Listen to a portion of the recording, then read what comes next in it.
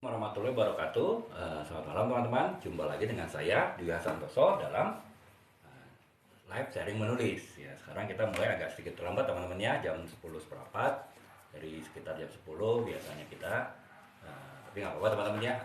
Ke teman-teman kalau memang ada keperluan lain atau besok ada kegiatan yang padat sehingga perlu secara cepat ya teman-teman, mungkin bisa saja menanyakan apa yang teman-teman tanyakan mengenai hal tentang tulis menulis apapun di kolom komentar, nanti saya coba segera jawab ya. Kemudian kalau teman-teman ada yang masih ditanyakan, teman-teman dapat menanyakan kembali gitu apa hal yang masih belum jelas, dan jika benar-benar jawaban saya sudah bisa memuaskan teman-teman, sudah bisa menjawab apa yang ingin teman-teman ketahui, ya teman-teman bisa meninggalkan room ini ya kalau teman-teman ada keperluan lain gitu atau harus istirahat karena besok banyak kegiatan yang padat.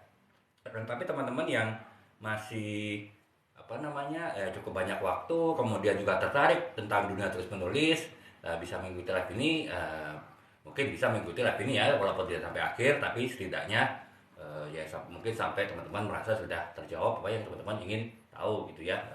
Saya juga tidak akan lama teman-teman, mungkin sekitar sampai jam setengah 12 ya paling lambat kita sudah selesai. Karena yang saya sampaikan juga tidak terlalu banyak, tapi juga ya bisa dianggap penting, bisa dianggap menarik juga gitu. Nah, apa yang saya jawab, apa saya bahas pada kali ini, yaitu sebetulnya ingin memenuhi janji juga dari teman-teman yang beberapa hari yang lalu menanyakan kenapa kok seminggu kemarin kita membahasnya mengenai novel dan buku aja gitu, mengapa kita tidak membahas format lain dari sebuah tulisan. Ya, saya pikir-pikir ya benar juga ya. Minggu lalu kita memang lebih fokus kepada membahas novel terutama, dan juga beberapa topik mengenai buku non fiksi gitu. Nah makanya kemarin saya sudah mulai teman-teman ya membahas mengenai cerita pendek ya, jadi memenuhi janji saya kepada teman-teman, sehingga saya tidak hanya membahas mengenai buku dan novel saja, tapi juga kemarin sempat membahas cerita pendek. Nah kali ini tadi saya sempat berpikir ya, kita akan membahas apa gitu yang bukan membahas buku ataupun membahas mengenai novel gitu. Tadinya saya ingin membahas mengenai teknis-teknis menulis seperti misalnya bagaimana kita menggali ide, bagaimana kita kemudian misalnya menyusun sebuah essay atau sebuah paper gitu. Tapi saya pikir mungkin agak berat ya materinya, dan kebetulan tadi saya juga cukup punya kesibukan, jadi sehingga untuk mempersiapkan materinya juga agak terbatas gitu. Itu pun juga dengan cepat saya mencari materinya, dan baru bisa mulai live pun juga jam segini ya, jam 10.04 ya teman-teman ya.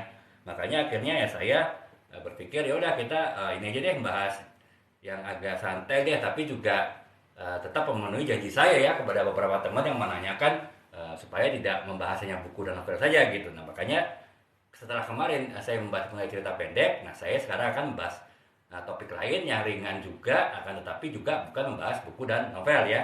Nah yang akan saya bahas adalah bentuk tulisan lain yang bentuk tulisan yang tidak panjang, tidak tebal seperti buku ini, dan juga tidak sangat banyak kata ya seperti ini. Novel ini teman-teman ini sekitar 120.000 kata ya, ini dari 644 halaman. Tidak seperti itu tulisan panjang, tapi juga itu tetap sebuah tulisan gitu. Walaupun ini uniknya dari yang akan kita bahas pada kali ini adalah tulisan tersebut adalah bukan ditulis oleh seorang penulis gitu. Jadi teman-teman, jadi kita membahas sebuah tulisan yang tidak ditulis oleh seorang penulis. Maksudnya gimana? Apakah dikerjakan oleh AI writing? Enggak juga sih teman, tetap yang mengerjakan manusia ya, bukan mesin ya. Hanya profesi dari manusia yang akan membuat tulisan yang kita bahas pada level ini adalah profesi khusus, artinya bukan profesi yang bisa disebut sebagai penulis ya. Kalau kita sebut penulis kan itu luas ya, artinya misalnya seseorang itu seorang penulis ya, dia menulis buku, bisa juga dia menulis sebuah novel, bisa juga dia menulis puisi misalnya, atau dia mungkin menulis cerpen, itu juga sebagai penulis. Bahkan seperti saya bilang, teman-teman itu semua adalah penulis gitu. Teman-teman di kantor pun juga adalah penulis. Kenapa disebut sebagai penulis? Ya karena teman-teman yang di kantor pun juga harus membuat tulisan yang paling tidak laporan mingguan lah kepada atasan gitu, atau laporan bulanan. Terutama kalau teman-teman di posisi manajemen ya, walaupun masih manajemen junior, tapi tetap harus ada laporan bulanan yang dipresentasikan kepada atasan kan teman-teman kan setiap bulan. Nah itu jadi ya tetap kita adalah penulis ya, penulis laporan kalau yang di kantor. Kalau teman-teman yang di kampus jelas penulis ya, penulis paper, penulis makalah yang ditugaskan oleh dosen-dosen kita gitu. Bahkan kalau sudah mau lulus, teman-teman juga akan jadi penulis sebuah buku ya, tanda petik ya, yaitu adalah buku skripsi gitu. Walaupun aturan yang terbaru saya dengar skripsi itu akan dihapus ya, artinya tidak wajib bagi seorang sarjana S1 itu harus menulis skripsi gitu. Itu tergantung universitasnya. Kalau universitasnya memutuskan tidak perlu skripsi ya teman-teman tidak menulis skripsi. Itu berarti tanda petik keberuntungan bagi teman-teman ya, karena tidak harus melakukan penulisan. Tapi di sisi lain sebetulnya dengan menulis skripsi itu juga keberuntungan juga bagi teman-teman yang kampusnya kebetulan mensyaratkan menulis skripsi sebagai syarat kelulusan S1 gitu. Jadi karena dengan menulis skripsi kita berarti juga menulis buku dan kita terbiasa menulis buku sehingga kita dapat pengembangannya lagi nanti gitu ketika memang kita sudah tertarik untuk menulis sebuah buku ataupun menulis sebuah tulisan yang lain gitu ya. Nah, jadi ya tetap itu tadi saya bilang semua itu adalah penulis ya. Nah, tetapi bentuk tulisan yang kita bahas pada live kita kali ini adalah tidak ditulis oleh seorang penulis dalam artian penulis seperti yang saya sebut tadi ya, penulis dalam artian umum, akan tetapi penulis dalam artian khusus. Artinya penulis itu hanya menulis satu format tulisan itu saja sebagai profesinya sehari-hari, dan yang membaca tulisan itu pun bukan membaca ya, bukan misalnya ini buku diterbitkan kan teman-teman ya oleh ini penerbit ya, penerbitnya Gramedia gitu, atau misalnya ini penerbitnya Insan Mandiri Cendekia. Nah itu kan berarti kan setelah diterbitkan akan kemudian dibeli, kemudian dibaca oleh pembaca gitu ya. Kalau ini yang membacanya adalah bukan orang yang membeli buku atau tulisan tersebut gitu, dan buku tersebut tidak dibuat tidak dijual di tempat umum gitu. Seperti kita ini kan saya ini bisa ditemukan di tempat mana-mana, termasuk di TikTok Shop ini kan. Di TikTok Shop teman-teman bisa beli gitu. Makanya teman-teman mungkin bisa lihat ya di etalase 6 sampai etalase 12 itu ada novel-novel saya gitu. Teman-teman bisa lihat, diklik etalasenya dan bisa dibaca-baca sinopsisnya kalau teman-teman tertarik. Sedangkan buku-buku bisnis dan marketing saya itu ada di etalase 13 sampai etalase 18 ya, itu 19 itu teman-teman bisa juga lihat di situ. Nah, kalau untuk yang bentuk format tulisan yang akan kita bahas pada kali ini itu tidak dijual secara umum, bahkan tidak dijual gitu kan. Akan tetapi tulisan itu ditujukan untuk keperluan khusus dan dibaca oleh orang-orang khusus yang orang-orang itu tidak membeli buku itu. Dan bisa jadi orang itu mungkin tanda petik sebetulnya tidak tertarik membaca buku itu, tapi harus membaca tulisan itu gitu, karena ya profesi dia mengharuskan dia membaca tulisan yang ditulis oleh penulis khusus tadi gitu. Nah daripada teman-teman menebak-nebak ya, teman-teman juga bingung gitu apa yang saya maksud, ya jelas yang saya maksud itu bukan menulis buku, bukan menulis novel, apalagi teman-teman di kantor ini berarti bukan menulis laporan ke bos, ini juga bukan menulis makalah atau paper ke dosen, ataupun bahkan bukan menulis tugas pengarang bebas ke guru ya kalau teman-teman masih SMA atau SMP gitu kan. Nah, jadi ya ini lebih kepada tulisan yang sifatnya khusus. Nah, sifatnya khusus apa? Ya tulisan ini yang teman-teman mungkin tahu ya, teman-teman pasti hobi melihat hasil dari tulisan tersebut, walaupun teman-teman saya yakin tidak pernah membaca tulisan itu, tapi hasil dari tulisan yang bersifat khusus tadi itu adalah teman-teman pasti suka melihatnya dan bahkan sering gitu melihatnya gitu ya. Nah, kenapa melihat bukan membaca? Ya karena yang saya bahas ini adalah mengenai film ya teman-teman ya. Teman-teman kan pasti ya sudah sering lah nonton film, mungkin seminggu sekali pun bisa jadi nonton film, atau mungkin sebulan sekali gitu. Jadi teman-teman termasuk sering nonton film. Nah, apa hubungannya film dengan sebuah tulisan? Tentu ada ya teman-teman ya. Teman-teman tentu sering mendengar istilah skenario ya, skenario film.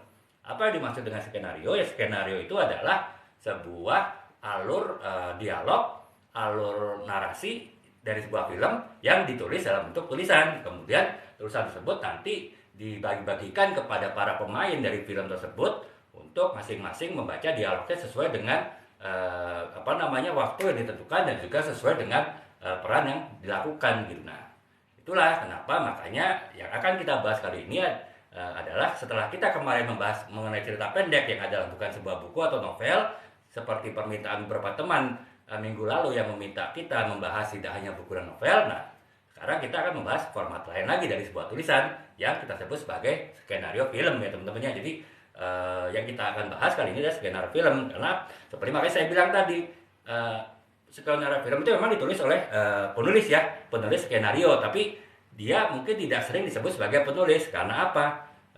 Dia hanya penulis skenario, biasanya hanya menulis skenario saja gitu. Jarang dia sebagai penulis yang lain, penulis novel misalnya. Nah, kemudian hasil tulisan dia tidak dibaca oleh orang umum ya. Jadi pembaca tidak membaca itu dan bisa mendapatkan di toko buku misalnya. Yang membaca itu hanya orang-orang tertentu, yaitu para pemain film tadi gitu ya. Itu pun mungkin kalau pemain bintang utama pemeran wanita ya dia hanya akan membaca dialog yang jatahnya pemeran utama wanita. Kalau yang untuk pemeran utama pria ya dia akan membaca jatah dialog pemeran utama pria. Demikian pula kalau misalnya kita membaca untuk pemeran utama pembantu pria dan pembantu wanita, itu masing-masing punya dialognya sendiri. Nah, makanya tulisannya tidak disebut sebagai suatu tulisan yang bersifat umum. Makanya walaupun dia disebut sebagai penulis skenario, tapi secara umum tidak terkategorikan sebagai penulis, dalam artian penulis yang tulisannya dibaca secara luas oleh masyarakat luas sebagai pembaca, dan bahkan di produknya dijual belikan ya di toko buku baik offline ataupun online gitu. Nah, jadi itu sih teman-teman, sekedar gambaran bahwa ya perbedaan kita menyebut penulis dalam arti umum dan juga penulis dalam arti penulis skenario film gitu ya. Nah, sekarang tentu saya tidak hanya sekedar membahas mengenai penulisan skenario film, karena walaupun sesi live kita ini ada sharing menulis, tapi memang saya tunjukkan bukan untuk sharing menulis skenario film sebetulnya ya, karena saya menulis dalam arti yang luas tadi yang saya bahas di live ini, baik menulis buku, menulis novel, menulis laporan mungkin, menulis paper ataupun menulis makalah, dan juga hal-hal yang terkait dengan hal tersebut, baik secara metode, secara cara, secara tips-tips, dan juga hal-hal lain yang terkait gitu. Nah, makanya ketika saya membahas kali ini membahas skenario film, saya tidak semata membahas skenario film, tapi saya membahas bagaimana sebuah film itu diangkat dari sebuah novel. Nah, tetap ketika sebuah film itu diangkat dari sebuah novel ataupun bahkan sebuah dari ide cerita, tetap harus ditulis melalui bentuk skenario. Nah, fokus saya pembahasan kali ini yaitu kita akan membahas mengenai bagaimana kita bisa mentransformasi ataupun juga mengadopsi sebuah novel itu menjadi sebuah skenario film yang pada saat ini nanti akan dibuat menjadi film yang menjadi tontonan gitu. Bagaimana alurnya, bagaimana prosesnya, dan juga bagaimana menjaga keorisinal dari cerita dari sebuah novel itu dalam sebuah film gitu kan. Dan juga hal-hal lain yang terkait dengan bagaimana kita mengadaptasi ataupun mengadopsi sebuah novel dalam sebuah kisah film. Jadi kurang lebih seperti itu teman-teman ya, gambaran singkat di awal mengenai apa yang kita akan bahas kali ini gitu. Nah, dan yang untuk tahap awal itu kita akan membahas mengenai tahapan-tahapan apa sih pada saat akhirnya sebuah produser film ataupun sebuah agen film memutuskan untuk mengangkat sebuah novel menjadi sebuah skenario yang kemudian akan dibuatkan film. Dan tentu ada tahapan-tahapannya teman-temannya. Ya, ini saya akan menjelaskannya secara ringkas saja. Yang penting adalah teman-teman paham nih, pada masing tahapan-tahapan tersebut si penulis novel tersebut juga punya peran, walaupun perannya juga berbeda-beda ya. Karena pada umumnya penulis skenario itu beda dengan penulis novelnya, sehingga ya kalau kita berbicara dalam konteks penulis dalam artian umum, nah kita akan lebih membahas peran dari penulis itu dalam penulisan skenario. Kita tidak membahas peran dari si penulis skenarionya sendiri, karena itu adalah walaupun di bidang tulis menulis juga, tapi itu bidang tulis menulis yang khusus ya teman-temannya, yang dari penulisnya pun mungkin teman-teman kemungkinan besar tidak akan terjun ke situ gitu. Dan kalaupun terjun ke situ, apa yang teman-teman tulis itu tidak akan dibaca secara umum oleh pembaca umum ya, karena yang baca itu hanya pemain filmnya saja gitu.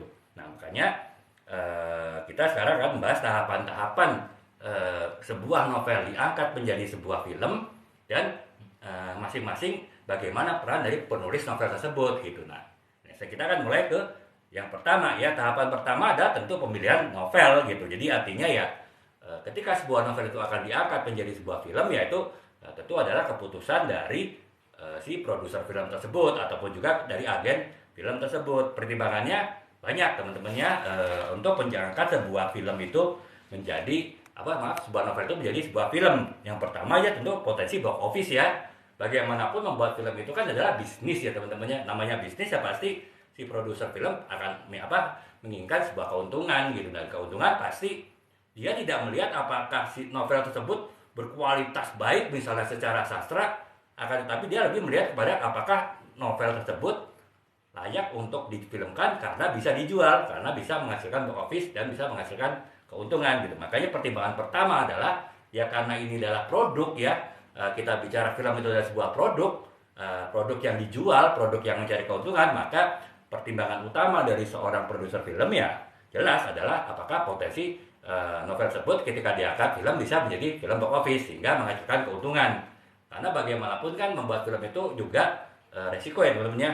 Ada bisa jadi ketika seorang produser film yakin novel itu diangkat menjadi sebuah box office, akan tetapi pada kenyataannya sebaliknya, film itu sepi penonton, tentu produser akan mengalami kerugian karena biaya sudah dikeluarkan ya untuk membayar pemain filmnya, untuk membayar kru film, untuk membayar segala macam biaya terkait dengan produksi film, kemudian juga untuk biaya promosi film, biaya distribusi film, bahkan mungkin sampai biaya-biaya terkait pajak dan lain-lain. Itu kan harus dibayar dulu ya, dan tidak peduli apakah film itu akan laris apa tidak gitu, mereka semua itu harus dibayar. Makanya pertimbangan sebuah novel pertama kali diangkat jadi sebuah film itu adalah apakah film itu novel tersebut bisa dijual, dan juga apakah novel tersebut bisa menjadi box office kita menjadi film. Walaupun tidak harus novel terkenal, nanti saya akan di bagian akhir saya akan jelaskan ada beberapa novel yang tidak terkenal, akan tetapi kemudian tetap diangkat menjadi sebuah film oleh produser film, dan pada akhirnya film tersebut juga meledak menjadi box office ya. Jadi film box office belum tentu adalah sebuah novel yang terkenal, belum tentu sebuah novel yang sudah populer, akan tetapi bisa jadi sebuah novel yang justru tidak dikenal orang, novel yang tidak terlalu banyak dicari orang, tapi produsernya bisa mempunyai insting bahwa novel tersebut jika dianggap jadi film akan menjadi film yang box office. Nah itu teman-temannya yang pertama kriteria produser film mengangkat sebuah novel menjadi film, yaitu potensi untuk box office. Kemudian juga yang kedua dari sisi talenta ya, artinya apakah film tersebut bisa dikerjakan oleh tim pembuat film yang bertalenta, yang bertalenta sesuai gitu. Karena kan film itu beda-beda ya, novel itu beda-beda gitu. Kalau misalnya mungkin kalau novel percintaan ya secara umum pasti banyak ya pemain film yang punya kemampuan untuk memainkan film drama. Demikian juga kru filmnya, karena kan biasanya juga settingnya hanya di rumah, di kampus, di jalan, dan di tempat hiburan, di kafe ya, tempat-tempat yang secara umum itu adalah biasa ya, dari sisi pemain filmnya ataupun kru filmnya biasa mengerjakan. Akan tetapi kalau misalnya ini adalah film petualangan ataupun film misteri yang memerlukan misalnya pengambilan gambar di dalam air misalnya, ataupun juga pengambilan gambar di ketinggian pegunungan salju misalnya, itu kan ya kalau misalnya ada talenta kru film yang bisa mengerjakan itu ya, si produser filmnya bisa jadi akan mengangkat sebuah novel yang bercerita pengalaman di sebuah perbukitan salju untuk menjadi sebuah film jika dia yakin film tersebut akan menjadi box office gitu. Akan tetapi kalau misalnya ada kendala, tidak ada pada saat itu kru film yang bisa mengerjakan itu ya, walaupun si produser yakin bahwa novel tersebut jika dia akan menjadi film akan menjadi box office, tetap dia tidak akan mengerjakan gitu. Jadi selain memperhatikan potensi box office, yang kedua adalah juga talenta dari kru film dan juga pemain filmnya, apakah bisa mendukung jalan cerita dari novel yang akan diangkat menjadi film tadi gitu. Kemudian yang ketiga tentu anggaran ya teman-temannya. Dari sebuah novel kan kita bisa melihat apakah novel tersebut jika digarap dengan baik, dengan kualitas tinggi, akan menghasilkan akan membutuhkan anggaran yang besar ataupun tidak gitu ya. Sebagai contoh, teman-teman tahu ya film Buya Hamka ya, yang sekarang baru sequel yang pertama kan kemarin Lebaran diputar, itu kan termasuk saat ini dibilang film yang termahal. Karena apa ya, dalam cerita di dalam sebuah di dalam atau biografi dari Buya Hamka itu memang banyak menceritakan tempat-tempat eksotis di mana beliau waktu dulu tuh tinggal ya, termasuk di tempat eksotis misalnya di Sumatera Barat gitu, dan juga di Sumatera Utara. Nah itu kan untuk membuat setting tempat-tempat eksotis sesuai dengan apa yang digambarkan dalam sebuah novel itu tentu membutuhkan biaya teman-teman ya. Sebagai contoh, setahu saya ketika akan membuat setting desa tempat Buya Hamka tinggal dengan sebuah masjid surau kecilnya dan dengan segala pemandangan yang indah, itu tentu itu harus dibuat setup sebuah masjid gitu, sebuah masjid kecil ya, surau ya kalau sering disebut. Dan surau itu benar-benar seperti penggambaran dalam novelnya gitu ya, dalam biografinya gitu. Misalnya di belakangnya ada pegunungan, kemudian ada ada banyak pohon-pohon, masih banyak embun dan sebagainya, yang itu tentu memerlukan biaya untuk setting tempat tersebut. Nah, jadi tetap anggaran itu memerlukan jadi pertimbangan juga ya. Ketiga, jika secara anggaran novel tersebut bisa diangkat secara sempurna menjadi film dengan anggaran yang dimiliki oleh produser film, dan juga produser film itu yakin anggaran yang dikeluarkan itu bisa balik dengan keuntungan, ya dia pasti akan mengerjakan film tersebut. Jadi itu yang ketiga ya. Kemudian yang keempat adalah ya marketability, artinya sebuah novel bagus berkualitas secara karya sastra pun, secara secara sebuah literasi tulisan, jika tidak bisa dipasarkan ya juga percuma kan. Artinya lagi-lagi tidak bisa memenuhi potensi box office dari film tersebut. Nah, itu tentu menjadi pertimbangan juga dari produser film. Nah, makanya itu ya teman-teman ya, 4 faktor yang membuat apakah sebuah novel itu diangkat menjadi sebuah film oleh seorang produser film. Yang pertama adalah apakah bisa menjadi box office. Yang kedua adalah apakah talenta baik itu kru film ataupun pemain filmnya itu bisa membuat film tersebut sesuai dengan tuntutan dari novel yang diangkat jadi film tadi. Kemudian yang ketiga adalah anggaran, apakah anggaran yang ada itu masih memungkinkan untuk dikeluarkan guna mengangkat sebuah novel itu benar-benar persis seperti novel tersebut ke sebuah layar lebar gitu ya. Kemudian yang keempat ya tentu marketability, apakah bisa dijual atau tidak gitu film tersebut yang diangkat dari novel tadi.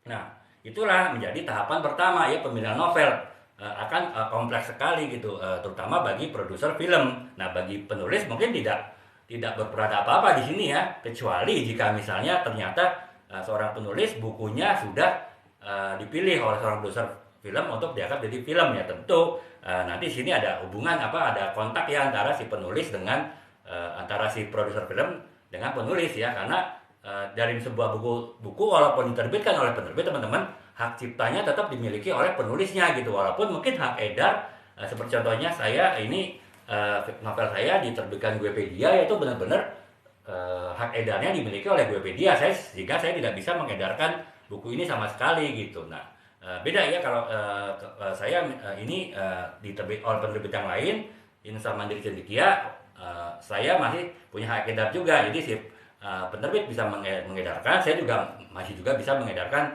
buku ini gitu, tentu dengan perjanjian tertentu ya. Nah, itu sih teman-teman. Jadi peran ketika ada sebuah novel itu akan diangkat menjadi sebuah film, peran si penulis ya itu tadi, dia memberi izin atau tidak gitu. Tentu ketika si penulis itu memberi izin atau tidak, pertimbangan juga banyak. Misalnya penulis itu akan memastikan bahwa apakah novel yang diangkat itu benar-benar akan diangkat seperti aslinya gitu, apakah akan dimodifikasi, dirombak sedemikian rupa. Karena kan banyak juga ya seorang penulis yang menginginkan novel yang ditulisnya ketika diangkat jadi sebuah film itu benar-benar menggambarkan apa yang dia tulis gitu. Jadi bukan persepsi dari produser film, bukan persepsi dari sutradara ataupun penulis skenario, tapi persepsinya dari penulis itu bahwa film itu akan diangkat persis sama gambarannya seperti sebuah film, sebuah novel ya, novel diangkat ke film. Nah, itu tentu kan ada pembicaraan di situ gitu.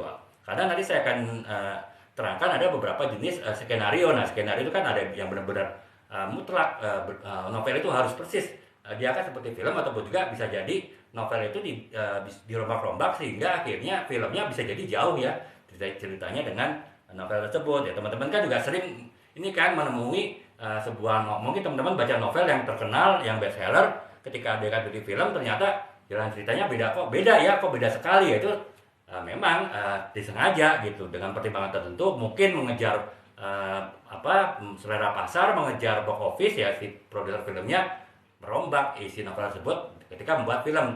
Tapi itu pasti harus dengan persetujuan dari penulis ya teman-teman. Kalau penulisnya tidak setuju ya tidak akan novel tersebut diangkat jadi film gitu. Karena kan setiap penulis beda-beda. Ada penulis yang punya pride, punya istilahnya kebanggaan yang tinggi terhadap novelnya, dan dia bersedia untuk novelnya tersebut tidak diangkat jadi film, tidak diangkat jadi film jika produsernya tidak bisa berjanji bahwa film yang diangkat itu benar-benar sesuai dengan novel gitu. Jadi itu sih teman-teman ya, pemilihan novel yang pertama ketika kita akan membuat sebuah novel jadi film, yaitu adalah proses pemilihan novel mana yang akan diangkat jadi film oleh produser film, dan peran penulis adalah yaitu tadi mengizinkan atau tidak novelnya diangkat jadi film dengan syarat-syarat tertentu. Nah ini yang pertama ya. Kemudian yang kedua adalah penciptaan tim skenario. Nah jadi ketika sebuah novel sudah diputuskan, disetujui, sudah ada kontrak bahwa novel tersebut akan diangkat menjadi sebuah film, ya tentu si produser film itu akan membuat tim skenario. Umumnya penulis itu beda ya teman-temannya dengan tim skenario ya. Tim skenario itu adalah memang orang yang sudah terbiasa menulis skenario gitu. Beda dengan penulis. Kalau penulis kan tidak ataupun mungkin jarang menulis skenario, sehingga ya biasanya ya penulis itu hanya sebagai advisor, hanya sebagai penasehat, tapi dia tidak terlibat dalam penulisan skenario-nya, karena penulisan skenario itu memerlukan cara-cara khusus, metode khusus, bahkan nanti saya jelaskan memerlukan software-software khusus untuk membuat skenario tersebut ya. Makanya ketika sudah disetujui sebuah novel diangkat menjadi sebuah film, ya nanti si produser akan membuat tim skenario. Nah perannya penulis di sini adalah dia menjadi advisor, dia sebagai penasehat dari tim skenario itu. Artinya ketika tim skenario itu menanyakan banyak hal mengenai isi novel tersebut, ya si penulis akan menceritakan latar belakang dari novel tersebut, baik dari sisi tokoh-tokohnya, pekarakterannya, kemudian dari sisi visi misi dari novel tersebut ditulis, kemudian dari suasana ataupun latar belakang novel itu seperti apa, sehingga ketika si tim skenario akan menulis skenario sudah ada gambaran lengkap kurang lebih seperti apa gambaran penulis menginginkan sebuah novel tersebut ya kan jadi film gitu. Nah itu adalah yang kedua ya teman-temannya, tahapan ketika sebuah novel akan diangkat jadi sebuah skenario, yaitu penciptaan tim skenario. Kemudian yang ketiga adalah analisis novel. Nah disinilah ketika sebuah tim sudah dibentuk, ada dilakukan analisis novel. Nah tim skenario tersebut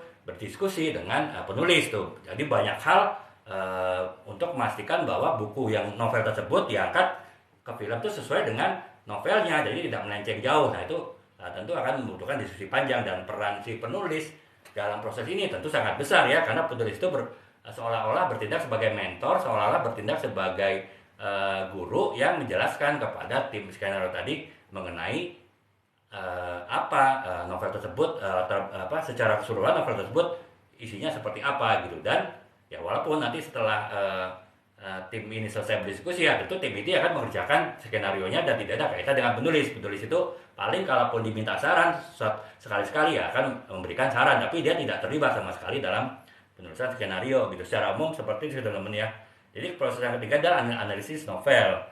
Kemudian yang keempat adalah penulisan draft dari skenario. Nah baru tim penulis skenario itu menulis skenario ya teman-teman ya, menulis draft dari awal sampai akhir film tersebut. Dibuat skenario-nya, dan setelah skenario dibuat barulah nanti ada revisi skenario kan. Nah, ketika revisi inilah si penulis dimintai pendapat ya teman-teman. Jadi draft skenario tersebut juga diserahkan kepada penulis novel tadi, kemudian penulis novel tadi diminta untuk membacanya, dan setelah membaca ya mungkin ada masukan, mungkin ada input, mungkin ada perubahan, ada revisi dari penulis, ya itu disampaikan kepada tim skenario. Walaupun tetap keputusan untuk apakah perubahan itu akan dilakukan atau tidak itu adalah sepenuhnya di tim penulis skenario, tapi si penulis bisa memberikan saran, bisa memberikan masukan, bahkan bisa mempersuasi atau membujuk penulis tim skenario tadi untuk melakukan perubahan jika memang dianggap perlu. Nah itu yang kelima ya, revisi skenario. Nah setelah skenario itu direvisi, kemudian disetujui, diputuskan, disetujui juga oleh produser film, barulah dilakukan persiapan produksi. Nah, di sini penulis sudah tidak berperan lagi, teman-teman. Ya, paling ketika persiapan produksi ya penulis itu datang ke dalam ketika briefing, ketika ada pengarahan untuk pembuatan film itu, dan bisa jadi berinteraksi dengan pemain filmnya, sehingga mungkin pemain film tersebut kalau ingin mengetahui karakter secara detail apa yang dia perankan, misalnya pemeran utama wanita, bagaimana peran tokoh utama wanita dari film tersebut. Nah tentu dia si pemeran utama wanita ataupun pemeran utama prianya bisa ngobrol tuh dengan penulis, sehingga si pemeran tadi baik pemeran utama wanita ataupun pria ataupun juga pemeran pembantu dan bahkan pemeran pendukung seperti figuran tuh bisa mendapatkan gambaran kurang lebih ini karakter yang akan saya mainkan ini seperti apa dari cerita penulis tadi. Nah disitulah peran penulis lebih kepada memberikan masukan saran kepada kru film, terutama kepada pemain filmnya gitu. Jadi pada saat persiapan produksi, dan baru setelah persiapan produksi selesai baru mulai syuting film teman-temannya. Di sini ya penulis sudah tidak sama sekali tidak berperan sih. Penulis paling hanya datang saja kalau diperlukan sewaktu-waktu sekali-kali, dan kalau diminta pendapat ya akan memberikan pendapat, tapi sudah tidak bisa lagi memberikan masukan, memberikan input yang bisa merubah skenario, karena skenario itu sudah diputuskan, sudah dikunci, sudah di lock, dan tidak akan dirubah lagi ketika proses produksi film itu dilakukan gitu teman-teman. Nah, setelah selesai syuting baru dilakukan pengeditan atau post produksi ya. Editing film itu fungsi penulis ya memberi feedback saja. Jadi setelah, kan biasanya teman-teman kalau mengedit film itu sama dengan mengedit iklan ya teman-temannya. Jadi ada yang namanya editing offline, kemudian editing online. Nah, kalau editing offline itu masih editing kasar lah, jadi artinya sekedar menceplok-ceplokan gambar dalam satu rangkaian film cerita.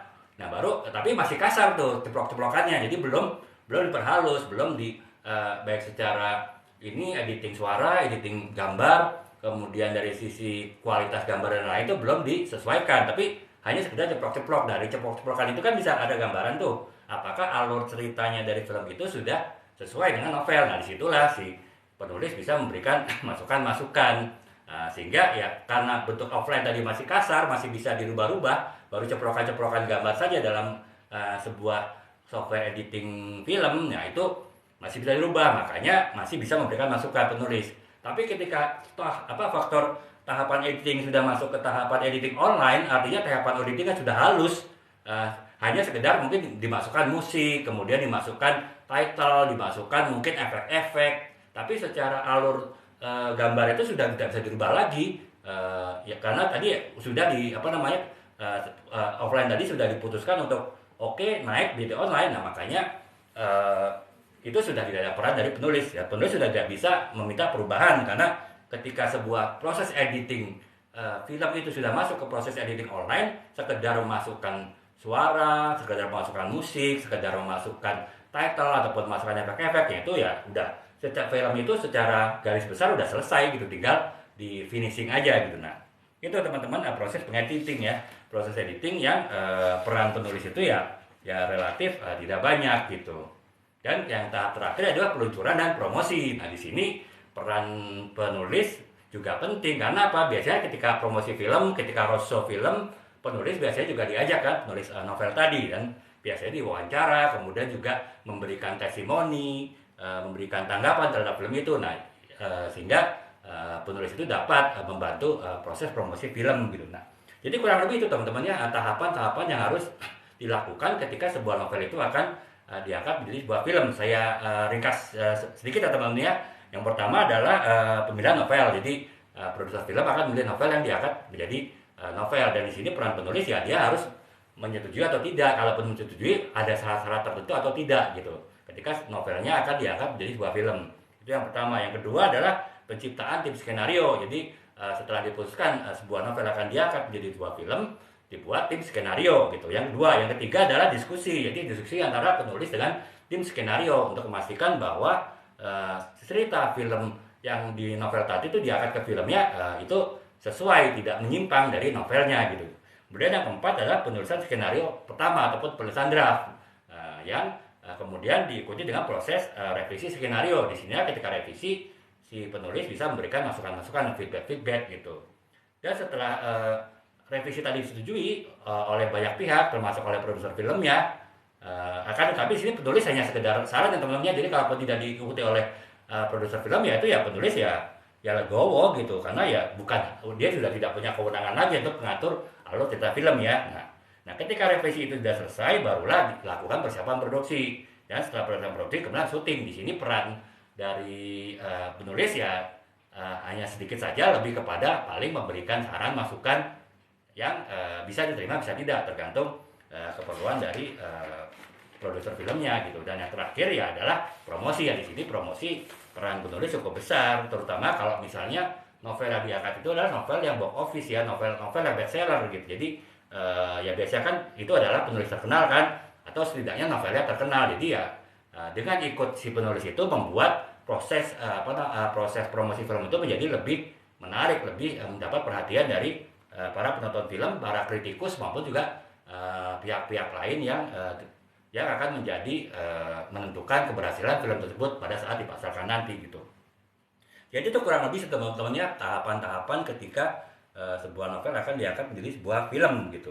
Nah, kemudian kita akan tadi saya jelaskan ya teman-temannya bahwa si penulis itu ketika ada permintaan dari produser film untuk mengangkat novelnya menjadi sebuah film, dia bisa mengajukan syarat.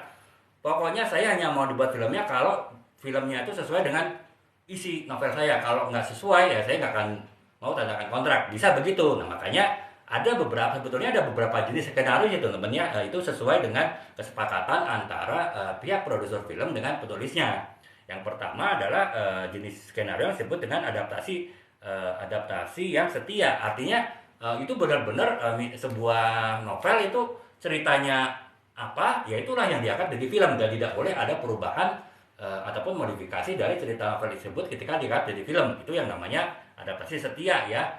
Kemudian yang kedua adalah adaptasi yang ini gitu yang modifikasi. Artinya cerita intinya tetap sesuai dengan novel filmnya, tapi ada hal-hal yang ditambahkan ataupun dikurangi oleh produser filmnya, terutama tujuannya untuk membuat unsur dramatisasi ya teman-temannya. Karena kan seringkali novel itu walaupun menarik, walaupun laris, tapi mungkin kurang dramatis kalau diangkat jadi sebuah film. Ketika menjadi sebuah tulisan, sebuah novel mungkin menarik karena penuh dengan kata-kata indah, penuh kata-kata puitis gitu. Tetapi ketika diangkat jadi film, mungkin kalau terlalu banyak kata-kata puitis juga malah boring ya, membosankan dari penonton gitu. Makanya perlu juga dibuat unsur dramatisasi. Nah itulah bisa jadi unsur dramatisasi itu ada melakukan perubahan pada beberapa bagian dari novel. Nah itulah kenapa ada yang namanya adaptasi modifikasi. Artinya sepanjang penulis itu menyetujui bahwa saya boleh dimodifikasi novel saya, akan tetapi bukan cerita inti, hanya cerita-cerita tambahan saja. Itu berarti kalau itu udah deal ya, itu bisa dilakukan mengangkat novel tersebut jadi film teman-temannya. Nah, yang ketiga itu lebih ini lagi lebih lepas lagi, lebih leluasa lagi. Ada yang disebut adaptasi bebas. Artinya cerita film itu hanya sebagai latar belakang ataupun sebagai ide dasar dari sebuah film, akan tetapi film tersebut dibuat bisa jadi benar-benar berdasarkan pengembangan imajinasi dari penulis skenario yang mungkin ceritanya sebagian besar justru beda dengan cerita buku gitu. Makanya teman-teman mungkin juga pernah lihat ya film yang diangkat dari novel, akan tetapi ceritanya ternyata beda sekali dengan novel ya, karena memang itu sudah kesepakatan dengan penulis novelnya bahwa ya udah novel saya yang diangkat sebagai latar belakang, sebagai ide cerita. Akan tetapi ketika diangkat jadi film itu bisa bebas dikembangkan oleh tim skenario lah. Ya, makanya ya itu tadi itu kalau tentu sudah harus kesepakatan di awal tentunya sesuai dengan kontrak ya.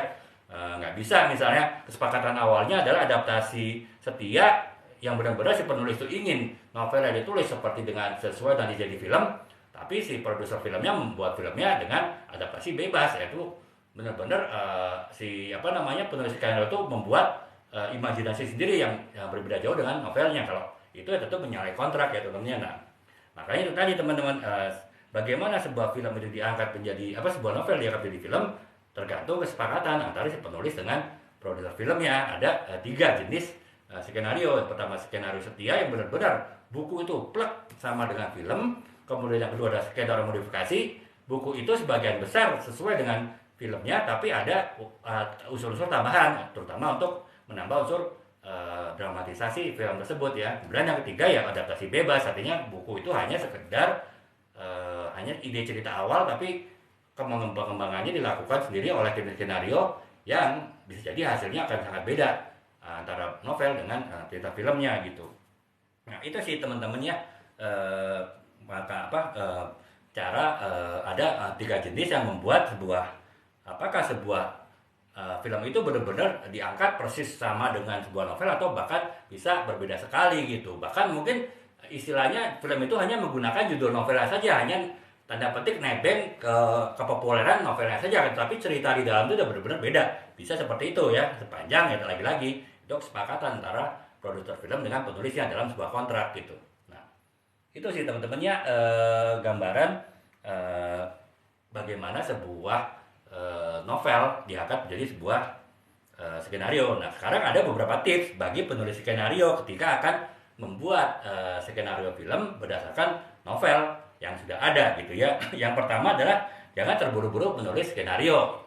Ini terutama bagi tim skenario yang kontrak pembuatan skenarionya adalah adaptasi setia, artinya isi dari sebuah novel tersebut ya itu ya sesuai dengan isi film, sama-sama plek maka plek lah, istilahnya benar-benar copy paste lah gitu ya, hanya dalam yang satu dalam bentuk novel, yang satu dalam bentuk film. Nah itu jika memang seperti itu perjanjiannya ya tentu si penulis skenario jangan buru-buru untuk menulis skenario, dia harus benar-benar paham detail mengenai novel yang akan ditulis dari skenario, dan benar-benar melakukan diskusi yang intens, diskusi yang ketat, diskusi yang sangat sering dengan penulisnya gitu, sehingga benar-benar apa yang diinginkan oleh penulis dari sebuah novel yang dia tulis itu benar-benar tergambarkan oleh di dalam bayangan atau benak dari penulis skenario, sehingga ketika penulis skenario itu membuat film ya seolah-olah dia sudah benar-benar paham pola pikir dari si penulis tadi mengenai novel yang akan dibuat film tadi, sehingga dia bisa membuat skenario yang benar-benar sesuai dengan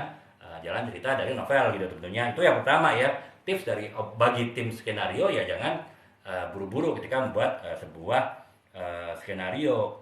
Dan yang kedua itu tadi diskusi ya, selain dia buru-buru dia juga harus banyak diskusi dengan penulis skenario, sehingga benar-benar meyakinkan bahwa apa yang dia tulis, apa yang akan dia tulis sebagai skenario itu adalah sesuai dengan cerita dari novel yang akan diangkat dari film tadi gitu.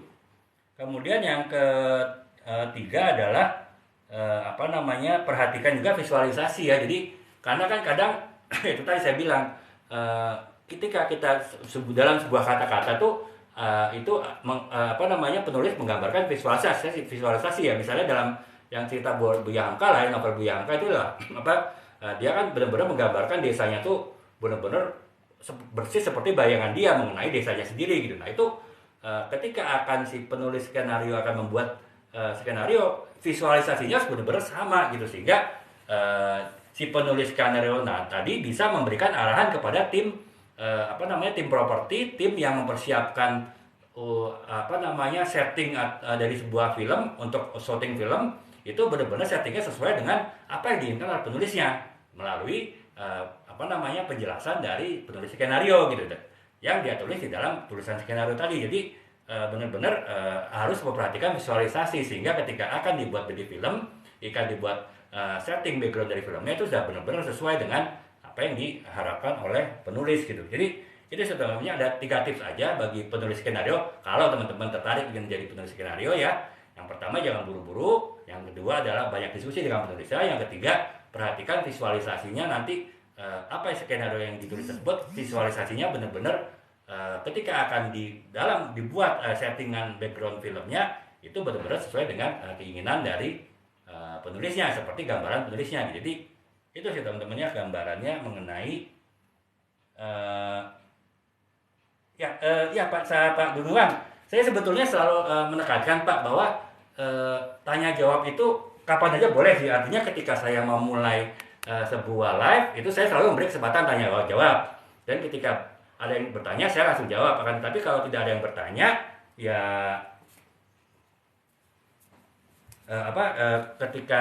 ketika ada yang bertanya saya jawab, tapi kalau nggak ada yang nggak bertanya saya lanjutkan. Tapi saya juga nyatakan kalau teman-teman ingin bertanya dapat sampaikan di kolom komentar gitu Pak. Jadi makanya ya seperti Pak Gumiwang ini kan menanyakan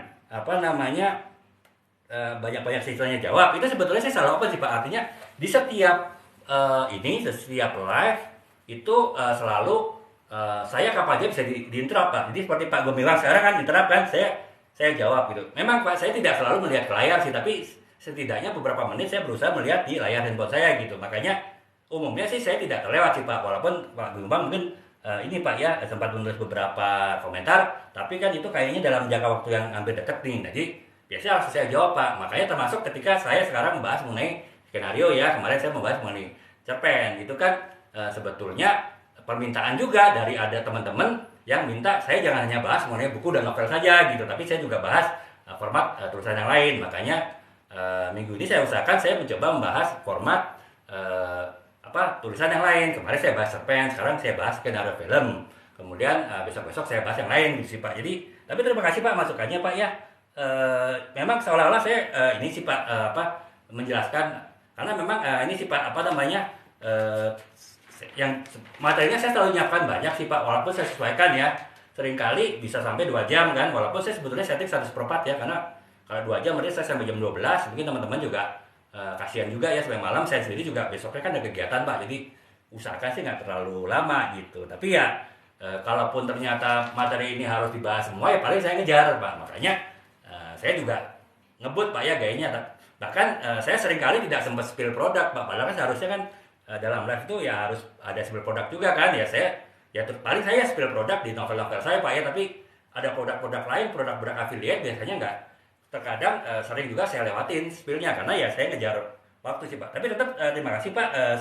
Saya tetap berusaha Pak untuk selalu membaca ini chat di novel chat di handphone gitu, dan biasanya sih tidak pernah terlewat ya, paling cuma terlewat beberapa saat lah ya. Yang Pak Gumbang ini kan terlewat beberapa menit gitu Pak. Jadi ya tapi ya mungkin ya kalaupun saya lagi ini bersemangat jelaskan bisa jadi itu lewat beberapa menit, tapi ketika saya melihat layar saya berusaha jawab sih Pak gitu. Jadi ya gitu ya Pak ya kurang lebih ya.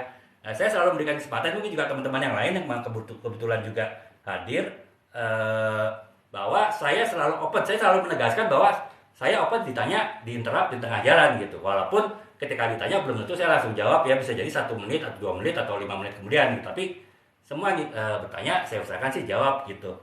Jadi kurang lebih gitu sih Pak.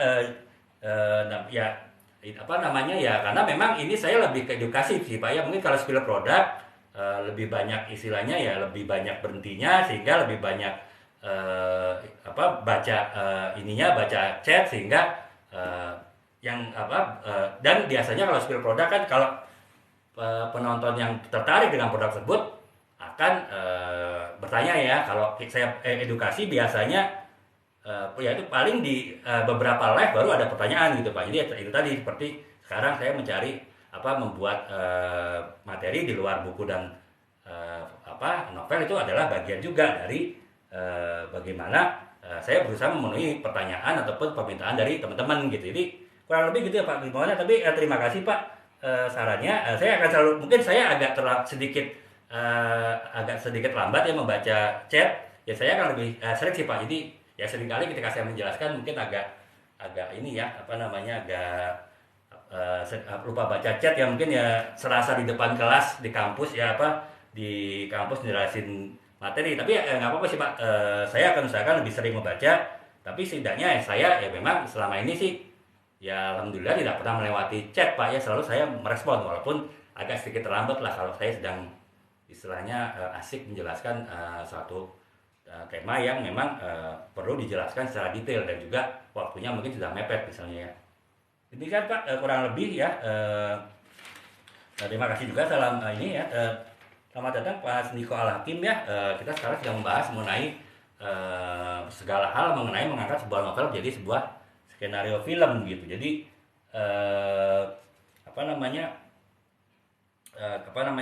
kita lanjutkan lagi ya. Tadi kita udah membahas tips-tips dari seorang penulis skenario gitu. Nah, sekarang saya akan masuk ke contoh ya. Sebetulnya ada beberapa skenario yang novel yang diangkat menjadi sebuah skenario dan akhirnya menjadi film gitu. Jadi novel kekinian Indonesia ya, misalnya Dilan 1990 itu kan berangkat dari sebuah novel yang ditulis dari Didi Baik ya. Kemudian juga Perahu Kertas dari Dewi Lestari itu juga sebuah film yang diangkat dari novel Perahu Kertas. Kemudian yang juga populer Ayat-Ayat Cinta ya dari Habibur Rahman El Razi ya, itu kan bahkan sampai 2 sequel ya filmnya itu diangkat dari sebuah contoh ya, dari sebuah novel yang diangkat jadi film. Mungkin akan menarik kalau teman-teman ketika ada sebuah film terkenal kemudian dari novel, teman-teman baca novelnya juga gitu. Jadi teman-teman bisa menilai apakah penulis film tersebut diangkat benar-benar dari film tersebut gitu. Apalagi kalau teman-teman sebelumnya sudah membaca novelnya dan kemudian baru menonton filmnya, itu tentu teman-teman bisa melihat gitu melihat perbedaannya ya, atau apakah bersama novel dengan filmnya ataupun juga beda gitu. Nah, kemudian itu sih oh ya, lagi-lagi ada ini, mumpung diingetin sama Pak Gumiwang ya teman-teman, yang mungkin ada yang ditanyakan saja sih, nggak apa-apa ya teman-teman ya. Saya seperti biasa ketika saya menjelaskan, baik itu mungkin di kelas ataupun saya menjelaskan di dalam sebuah, misalnya di sebuah sesi training ataupun sesi sesi pemberian wawasan, baik secara online maupun juga secara offline ya, sih biasanya selalu open sih untuk ditanya kapanpun ya. Jadi nggak perlu harus menyelesaikan saya pembahasan dulu baru bertanya gitu, tapi selalu open. Kalau kebetulan ada yang ditanyakan, tanya aja langsung gitu, takut lupa setelah itu gitu. Nah, jadi itu ya teman-teman ya.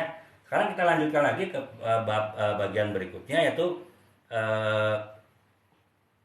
yang berikutnya adalah bagaimana proses novel itu dianggap jadi sebuah film ya. Artinya kalau tadi kan potensi kenapa sebuah novel itu diangkat oleh sebuah produser film menjadi sebuah film ya, lebih kepada masalah keuntungan ya, masalah profit gitu. Nah, sekarang adalah dari sisi artnya ya, dari sisi seninya, bagaimana proses sebuah novel itu dianggap jadi film.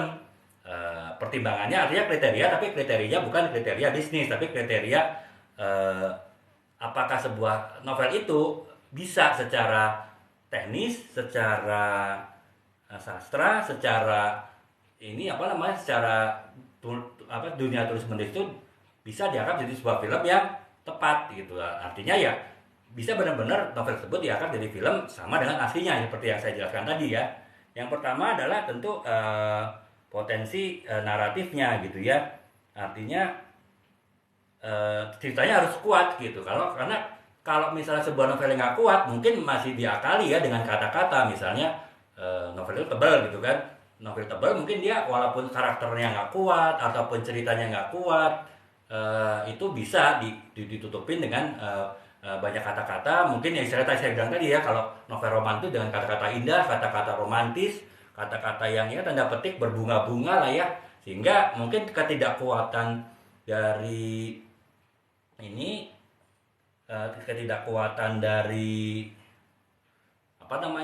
ketidakkuatan dari karakter ataupun ketidakkuatan cerita itu bisa ditutupin gitu. Akan tetapi ketika diangkat menjadi sebuah film, tentu jadi masalah kan, karena film kan durasinya pendek ya, paling 1,5 jam, paling lama 2 jam gitu. Nggak mungkin menutupi kelemahan karakter dari tokohnya ataupun kelemahan kekuatan ceritanya itu dengan banyak kata-kata yang indah berbunga-bunga. Selain membosankan penonton, juga membuang durasi gitu kan, yang durasinya juga nggak panjang gitu. Nah, makanya pastikan bahwa novel itu ketika akan diangkat menjadi sebuah film ya, dia harus punya karakter yang kuat, harus punya tema yang kuat gitu, sehingga ya akan memudahkan tim skenario ketika menulis skenario tersebut menjadi sebuah film. Kemudian yang kedua adalah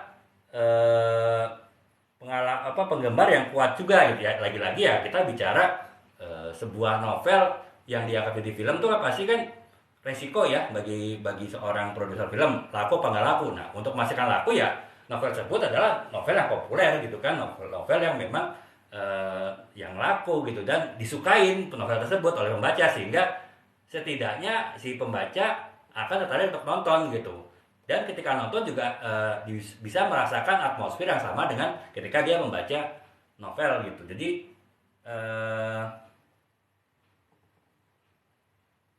inilah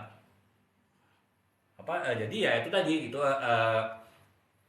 dengan adanya penggemar yang kuat dari novel tersebut ya otomatis akan dia sebagian besar diharapkan nonton filmnya gitu, karena si penggemar dari novel tersebut sudah nyaman dengan novel tadi, tentu dia akan nyaman juga ketika nonton filmnya. Itu masih ada unsur bisnis sih, pertimbangan mengangkat sebuah novel jadi film gitu ya. Kemudian yang ketiga adalah kualitas sastra ya, lagi-lagi tetap kita tidak hanya sekedar mengangkat novel yang bestseller menjadi sebuah film, tapi tetap juga film yang secara sastra punya kualitas gitu ya. Itu tentu akan lebih baik, karena novel yang berkualitas secara sastra ya ketika diangkat menjadi sebuah film akan lebih mudah untuk membuat sebuah film yang berkualitas juga gitu. Tetapi kalau secara sastra novel itu kurang bagus ya otomatis juga akan membuat sulit tim penulis skenario-nya untuk membuat sebuah film yang bagus secara kualitas, karena kualitas sastra dari novelnya juga sudah kurang bagus gitu ya. Dan kemudian yang keempat itu dampak sosial. Jadi kalau dampak sosial besar, misalnya kayak inilah kita bicara novel Laskar Pelangi lah ya, itu kan dampak sosialnya besar ya, artinya di situ menunjukkan faktor-faktor saling mendukung, saling tolong menolong di antara teman, kemudian saling perhatian dengan antar sahabat, itu kan istilahnya bisa menjadi edukasi juga lah, pendidik juga dari penontonnya, pembacanya, bahwa ya begitulah seharusnya hubungan antara teman gitu, yang digambarkan secara polos lewat cerita Laskar Pelangi gitu ya. Itu secara sedikit banyak ada dampak sosial juga kan teman-teman, terutama yang menonton adalah dari kota besar kan, yang mungkin secara ikatan sosial, interaksi sosial di dalam cukup lemah, mungkin bisa tersadarkan kembali, tercerahkan kembali setelah nonton film Laskar Pelangi gitu. Jadi itu sih teman-temannya, pertimbangan untuk mengangkat sebuah novel jadi film dari sisi kualitas, bukan dari sisi bisnis, ya itu tadi ya. Yang pertama adalah potensi cerita naratifnya harus kuat, novel tersebut harus punya karakter dan juga tema yang kuat. Kemudian yang kedua adalah punya penggemar yang kuat juga, sehingga ketika diangkat jadi film pun banyak yang tertarik untuk menonton filmnya. Kemudian kualitas sastra juga baik ya, sehingga lebih mudah penulis skenario untuk membuat sebuah film yang baik juga jika sebuah novel kualitas sastranya juga cukup baik gitu. Dan yang ini dampak yang pada dampak sosial, artinya semakin sebuah novel itu punya dampak sosial, berarti punya manfaat bagi penonton, itu semakin baik pula diangkat jadi sebuah novel gitu. Jadi kurang lebih itu ya teman-teman sih ya. Nah sekarang saya akan jelaskan juga bahwa ya tadi yang saya jelaskan adalah contoh-contoh novel yang memang terkenal ya. Ya misalnya yang Dilan itu secara novel kan juga terkenal, Ayat Cinta secara novelnya pun juga sudah terkenal, makanya nggak heran diangkat menjadi sebuah film gitu. Tapi ternyata ada juga sih novel-novel yang walaupun tidak terlalu terkenal, atau bahkan novel yang tidak terkenal tapi diangkat jadi film, produsernya punya keyakinan bahwa film tersebut menjadi best seller, menjadi box office walaupun novelnya tidak terkenal, dan ternyata memang box office ya. Contohnya adalah seperti yang saya sebutkan tadi ya, Laskar Pelangi dari Andre Hirata. Sebetulnya ketika menjadi sebuah novel tersebut bukan novel yang terkenal gitu teman, bahkan mungkin tidak banyak orang yang tahu novel tersebut gitu.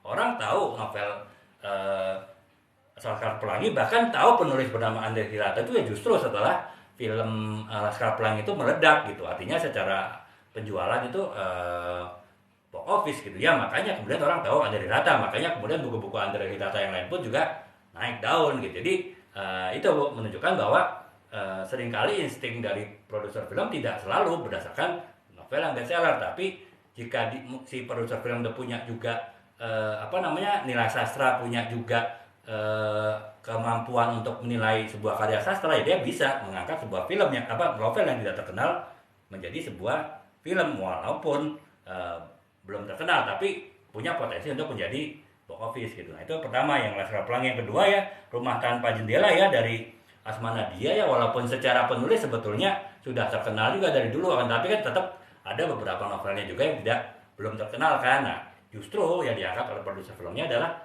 novel yang belum terkenal ya, karena apa? Mungkin secara kualitas sastra ataupun secara sisi bisnisnya ya produser filmnya yakin itu bisa bagus setelah diangkat jadi film. Nah, makanya dan ternyata berhasil sebetulnya, itu bisa berhasil menjadi sebuah film gitu. Nah jadi kurang lebih itu sih teman-teman ya, pertimbangan-pertimbangan ataupun juga bagaimana cara ataupun juga proses sebuah novel itu diangkat menjadi sebuah film gitu. Dan sebelum saya lanjutkan ya, bagian terakhir mengenai proses ini teknis sih, lebih kepada teknis ya. Kalau teman-teman yang tertarik mungkin melakukan ataupun belajar menjadi seorang penulis skenario, ataupun juga mungkin ingin sekedar tahu bagaimana proses kerja skenario, saya akan jelaskan secara teknis bagaimana proses mengadaptasi sebuah novel menjadi sebuah film, skenario film. Yaitu itu bagian terakhir teman-teman. Makanya sebelum kita mulai bagian terakhir ini mungkin sekitar 10 menitan, 15 menit, ya seperti saran Pak Gumiwang, dan juga seperti biasanya saya juga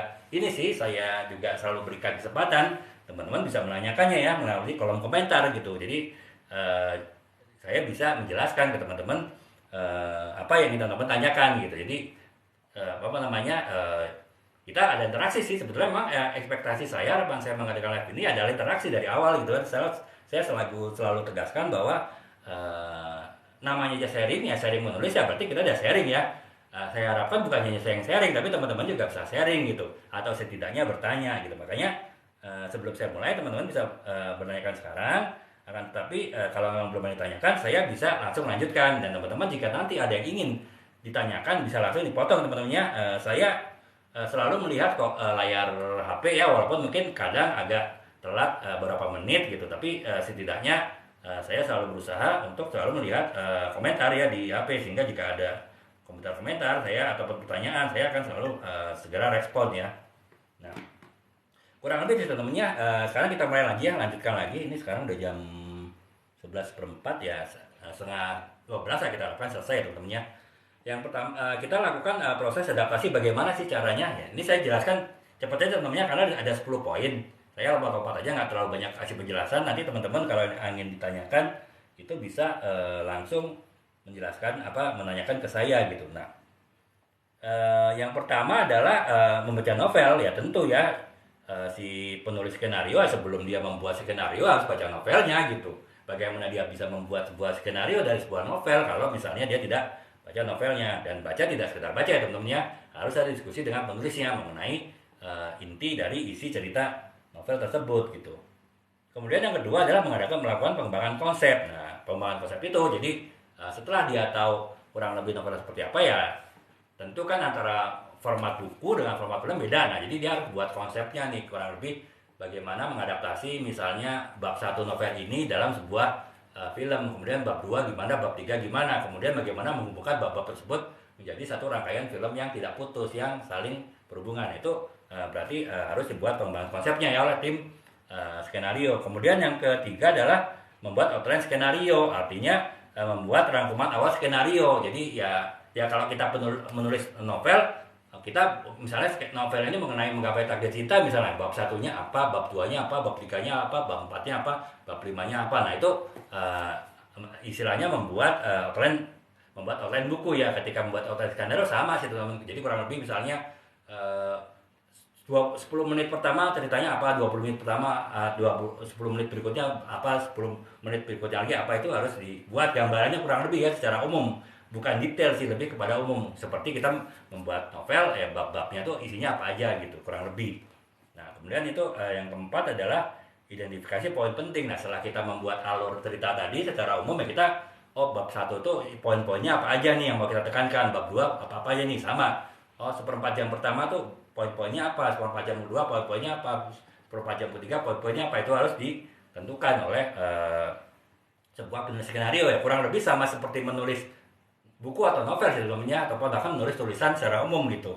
Proses penulis skenario ketika akan membuat sebuah skenario. Kemudian juga yang kelima adalah menyusun struktur, artinya struktur ceritanya seperti apa. Kalau di dalam novel kan biasanya struktur itu pengenalan, kemudian adanya konflik, kemudian adalah klimaks dari konflik, yang keempat adalah penyelesaian atau resolusi. Nah, sama dalam sebuah film pun juga harus buat alurnya seperti itu gitu, berdasarkan dari novelnya diterjemahkan ke film. Strukturnya ceritanya seperti apa, dari mulai pengenalan, kemudian dari konflik, dari klimaks konflik sampai dengan penyelesaian ataupun resolusi gitu. Itu buat strukturnya ya. Kemudian yang keenam adalah pencapaian penerapan dialog. Dan baru setelah dibuat alurnya ya dialognya seperti apa ya, karena sebuah skenario film itu kan bedanya dengan sebuah novel yang mungkin dia antara dialog dengan narasi, antara cerita dari penulisnya dengan dialog percakapan antar tokoh, itu mungkin seimbang ya, 50-50 ya. Tapi kalau sebuah skenario mungkin 90% isinya adalah dialog, sementara narasi mungkin hanya terbatas gitu ya. Seperti misalnya Andrea Hirata teman-teman ya, kalau teman-teman sempat lihat film Laskar Pelangi kan juga ini gitu, si Andrea Hirata seolah-olah menceritakan file tersebut dalam bentuk narasi, tapi sebagian besar isinya itu percakapan antara Andrea Hirata dengan teman-temannya, Andrea Hirata dengan guru-guru dan kepala sekolahnya gitu. Jadi tetap dialog itu harus diperhatikan gitu ya.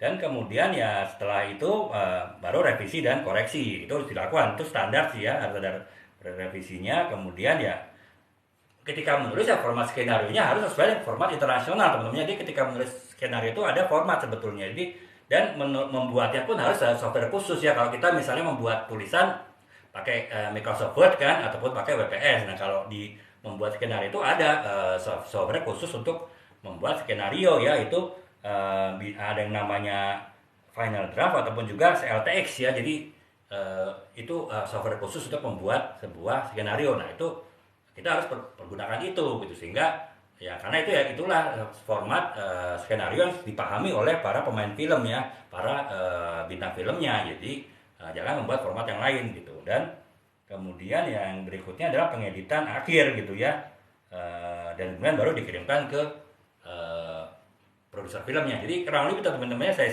singkat proses pembuatan itu skenario. Yang pertama adalah membaca novelnya sehingga tim skenario bisa paham benar novel yang ketika jadi film. Kemudian yang berikutnya adalah pengembangan konsep.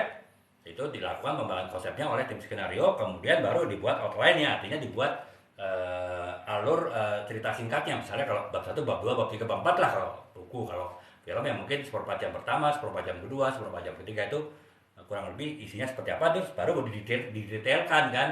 Misalnya ini seperempat jam pertama apa isinya, baru didetailkan kurang lebih ini. Seperempat jam kedua ini isinya kurang lebih ini detailnya gitu. Itu setelah didetailkan baru disusun strukturnya gitu. Karena sebuah film itu harus ada unsur pengenalan, ada unsur konflik, ada unsur klimaks konflik, dan juga ada unsur penyelesaian masalah. Nah, itu harus dibuat juga struktur ceritanya. Kemudian juga penerapan dialog ya. Dialognya ya tentu dialog adalah hal utama dari sebuah skenario film.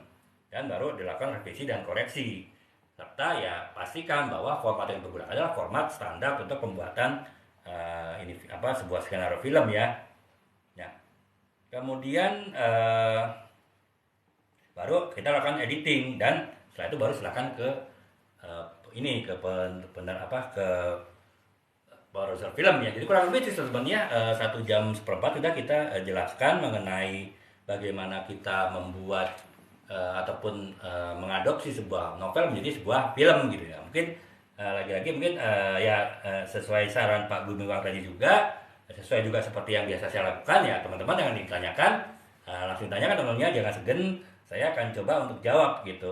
Kalau saya tahu, kalau misalnya saya mungkin harus belajar lagi untuk menjawabnya, ya saya akan berusaha untuk mencari tahu jawabannya, dan juga saya akan jelaskan di live berikutnya, dan juga akan saya jelaskan lewat video ya teman-teman ya. Jadi saya harap ya teman-teman nanti akan muncul di beranda teman-teman video saya, sehingga bisa terjawab pertanyaan teman-teman. Makanya teman-teman yang bertanya bertanya sekarang ataupun nanti dalam VT ya teman-teman mungkin bisa follow akun saya ya, sehingga nanti ketika saya buat VT untuk menjawab pertanyaan teman-teman, membuat video untuk menjawab teman-teman, kemungkinan besar ya video saya juga akan muncul di beranda teman-teman, sehingga teman-teman bisa lihat dan mengetahui jawabannya gitu.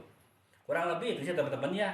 Mungkin ya itu tadi ya, seperti saya jelaskan ke Pak Gumiwang tadi, saya ya karena memang banyak yang materi yang saya sampaikan, jadi biasanya saya bahkan lupa untuk spill produk ya, kecuali buku-buku saya, buku novel ataupun buku marketing saya berusaha untuk spill produk ya. Tapi untuk spill produk yang lain, produk affiliate-nya saya biasanya terlewat gitu. Makanya sekarang mumpung masih ada waktu sekitar 10 menit ya sebelum target saya selesai jam 11:30 ya, saya mungkin bisa sedikit spill ya teman-teman. Mungkin kalau teman-teman yang baru mulai live ataupun baru mau akan live, mungkin bertanya-tanya ya kurang lebih alat apa sih yang saya pergunakan di dalam live ini gitu. Jadi ya saya akan sedikit spill sedikit ya produk ya, yang mungkin teman-teman bisa nanti bisa teman-teman pertimbangkan untuk apakah dimiliki ataukah mungkin sebagian saja dimiliki dulu gitu ya.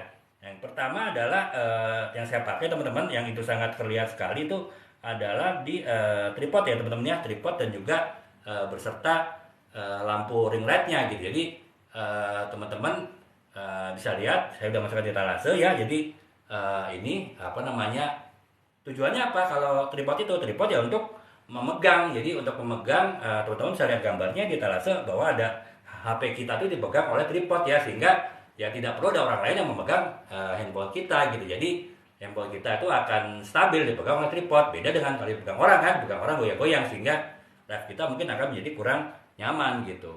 Selain itu juga keuntungannya tripod itu satu set biasanya dengan lampu ya, lampu ring light. Fungsi lampu apa? Yaitu untuk menambah terangnya penerangan di live ini ya teman-teman. Kan biasanya kalau misalnya di rumah ataupun di ruangan kan ada lampu ruangan, tapi biasanya lampu ruangan itu pasti belum bukan lampu yang cukup terang ya, sehingga masih cukup harus dibantu oleh penerangan tambahan gitu. Makanya perlu ada ya ring light ya mah.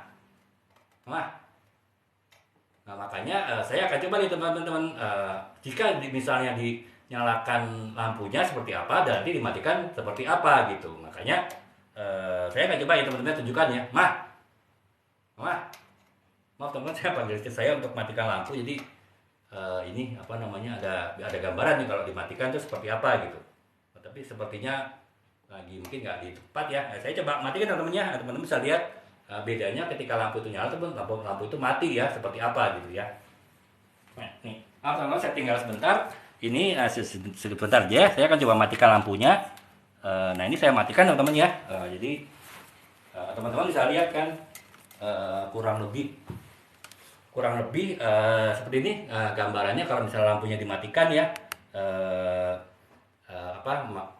Dan sekarang coba ini saya benar-benar hanya mengandalkan penerangan ruangan ya, di atas ya lampu yang tidak terlalu ini, mungkin sekitar 7 watt 9 watt lampu LED. Nah sekarang kenapa saya selalu menyarankan punya teman-teman punya tripod ya, supaya teman-teman bisa punya gambar live yang stabil dan juga terang gitu. Sekarang saya coba nyalakan lampunya.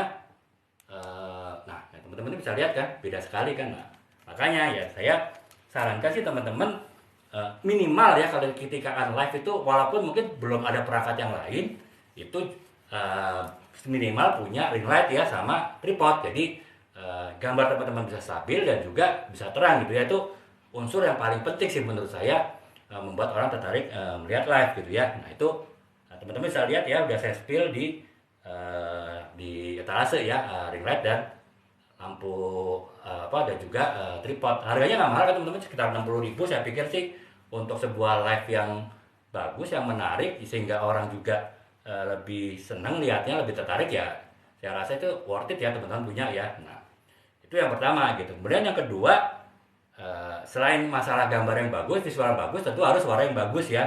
Nah tentu ya kalau suara yang bagus kita bicara mic si mikrofon ya. Nah sebetulnya kita bisa ngandalin teman-temannya mikrofon dari mikrofon handphone kita, tapi kan mikrofon handphone kita biasanya nggak terlalu sensitif, dan biasanya handphone ini saya jarak dengan handphone saya sekitar 1 meter gitu, sehingga ya suara saya keras pun mungkin tidak terlalu tertangkap secara jelas di mikrofon saya yang jaraknya 1 meter gitu. Nah apalagi kalau teman-teman yang suaranya tidak terlalu keras ya, mungkin wanita yang kebanyakan, sehingga ya lebih lirih lagi suaranya dan lebih sulit ditangkap oleh mikrofon dari handphone gitu ya. Ini saya coba ambil contoh teman. Ini tolong cepat. Saya copot ya, dicopot ininya mikrofonnya. Nah ini gambaran saya bicara tanpa ini teman-temannya, tanpa mikrofon ya, karena receiver mikrofon di handphone saya copot nih. Jadi seolah-olah saya bicara langsung ke handphone, karena saya copot receiver mikrofon wireless saya. Nah teman-teman kelihatan kan beda sekali kan bedanya. Nah sekarang coba saya pasang nih, kurang lebih seperti apa. Ini belum dipasang teman-teman.